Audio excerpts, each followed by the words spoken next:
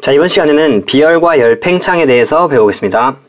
일단 열량은 온도가 다른 물체 사이에서 이동하는 열의 양이에요.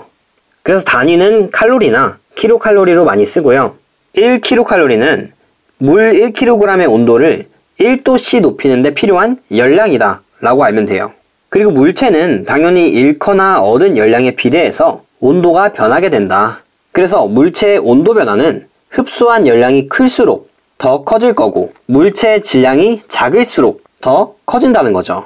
밑에 예시들을 볼게요. 첫 번째 예시는 물 1kg를 1도씨 높였어요. 그러면은 아까 개념에서 본 대로 1kcal의 열량이 소모되고, 두 번째 예시는 똑같이 물 1kg인데 2도씨를 높였어요. 그럼 2배인 2kcal를 소모해야겠죠. 그러니까 이 두 가지 예시를 봤을 때 열량과 온도 변화는 비례한다 라는 사실을 알 수 있죠. 그리고 또 세 번째는 물 2kg를 1도씨 높였죠. 그래서 여기도 마찬가지로 2kcal를 소모했어요. 그런데 세 번째 예시에서는 1도씨밖에 못 올렸고 두 번째 예시에서는 2도씨를 올렸죠. 그러니까 이 온도 변화는 질량에 반비례하는구나 라는 거를 알 수 있죠. 그리고 마지막으로 첫 번째랑 세 번째를 비교하면 똑같이 1도씨를 높였는데 첫 번째에서는 1kg 했으니까 1kcal를 썼고 세 번째에서는 2kg 했으니까 2kcal를 썼죠. 그러니까 소모되는 열량은 질량에 비례하는구나 라는 거를 알 수 있죠. 다음 페이지로 넘어갈게요. 이제 비열에 대해서 볼게요. 비열은 어떤 물질 1kg의 온도를 1도씨 높이는 데 필요한 열량이다. 이 비열에 대해서는 개념을 그대로 외워주는 거를 추천드려요. 개념을 정확히 외우고 있어야지 더 풀 수 있는 문제들이 많아지기 때문이에요. 그리고 단위는 이런 식으로 써주고 물의 비열은 1이다. 아까 전에 예시에서 물 1kg의 온도를 1도씨 높일 때 1kcal가 소모됐죠. 그러니까 물의 비열은 1이라는 거예요. 그래서 비열 공식을 보면 질량 곱하기 온도 변화분에 열량을 해주면 된다는 거예요. 이것도 설명을 조금 해드리면 열량의 공식을 먼저 써볼게요. 열량은 비열 곱하기 질량 곱하기 온도 변화인데, 예를 들어서 물이라고 치면은 비열이 1이죠. 만약에 물의 질량이 1이고 온도도 1도씨만 높였다면 열량은 1인 거고, 또 다른 예시로 물이라서 비열은 1인데 질량이 2kg가 있었고 온도 변화가 2도씨가 있었어요. 그러면 열량은 4겠죠. 그럼 반대로 비열을 구하기 위해서는 열량을 질량 곱하기 온도 변화로 나눠주면 된다는 뜻이죠. 그래서 이런 식으로 비열의 공식이 나오게 된다. 그리고 추가적으로 좀 더 말씀드리면 비열의 기호는 소문자 C라고 쓰고 질량은 M, 온도 변화는 T, 열량은 Q라고 쓴다. 그래서 열량 Q는 비열 곱하기 질량 곱하기 온도 변화니까 C, M, T다. 이런 식으로 알아주면 좋을 것 같아요. 개념으로 다시 돌아와서 물질의 종류에 따라서 비열이 다르다. 비열은 각 물질마다 갖는 성질이에요. 그러니까 다른 거고, 비열이 크면 클수록 온도가 잘 변하지 않아요. 그리고 비열이 작으면 온도가 잘 변해요. 밑에 여러 가지 물질들의 비열을 볼게요. 일단 물의 비열이 1로 지금 가장 높은 편이죠. 그러니까 물은 온도 변화가 어려운 편이에요.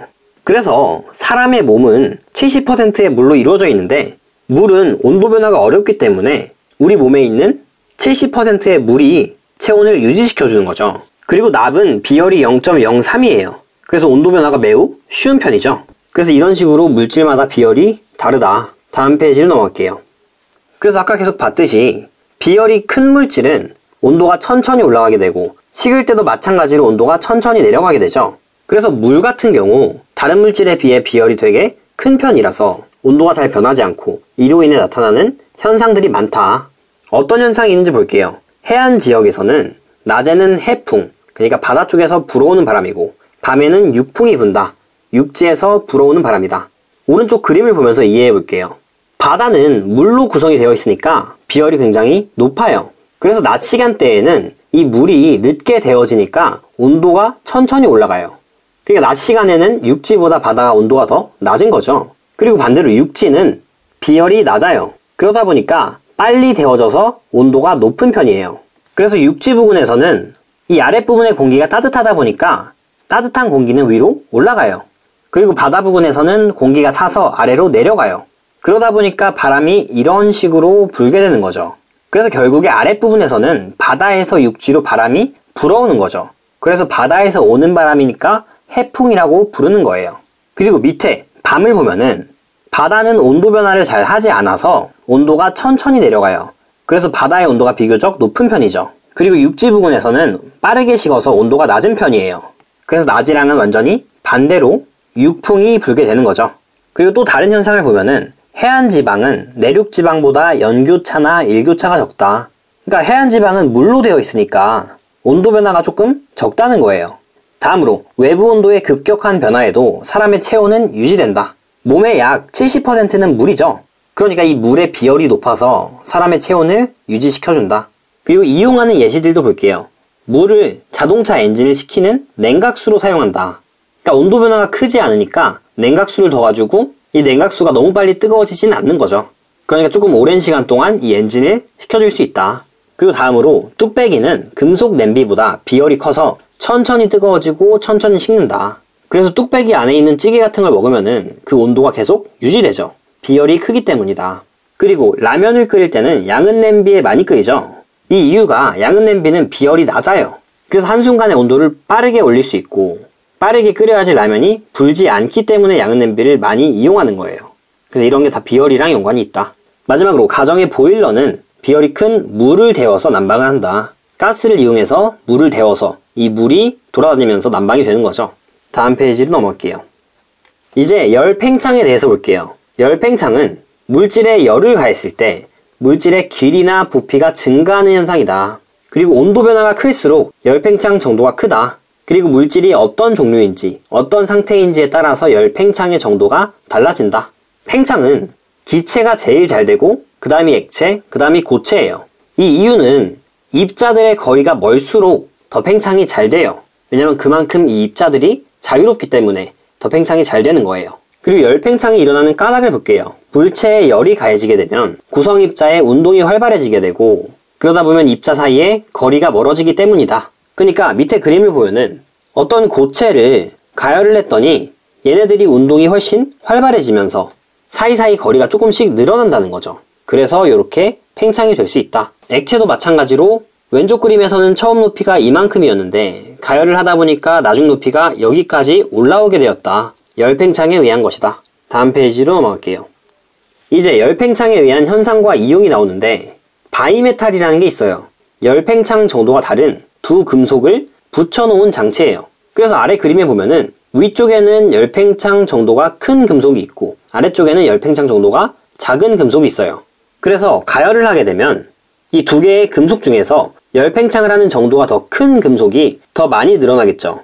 그리고 아래는 조금 늘어나게 되니까 이런 식으로 금속이 휘게 된다. 그리고 반대로 냉각을 하면은 휘는 방향이 달라져요. 그 이유는 뭐냐면은 위에 있는 금속이 열 팽창하는 정도가 더 크니까 온도의 반응이 민감해요. 그러니까 냉각을 해서 얼음을 붙여놓을 때도 더 많이 수축한다는 거예요. 그래서 이런 식으로 반대로 휘게 된다. 아래에 있는 금속이 더 늘어나 있는 상태니까 이런 식으로 휘게 된 거죠. 그래서 다시 설명을 보면은 두 금속의 열 팽창 정도 차이가 클수록 더 많이 휘어진다. 네, 그러겠죠. 그리고 가열할 때와 냉각할 때 반대 방향으로 휜다. 그리고 마지막으로 이용 및 현상을 볼게요. 차가운 유리컵에다가 뜨거운 물을 붓게 되면은 유리컵이 깨질 수가 있어요. 뜨거운 물에 의해서 빠르게 열 팽창을 하다 보면 내부와 외부의 온도 차이가 많이 나게 돼요. 그러다가 균열이 생기고 깨지게 되는 거죠. 다음으로 철로 만들어진 에펠탑의 높이는 여름철이 겨울철보다 높다. 여름철에 더 팽창을 많이 하기 때문이죠.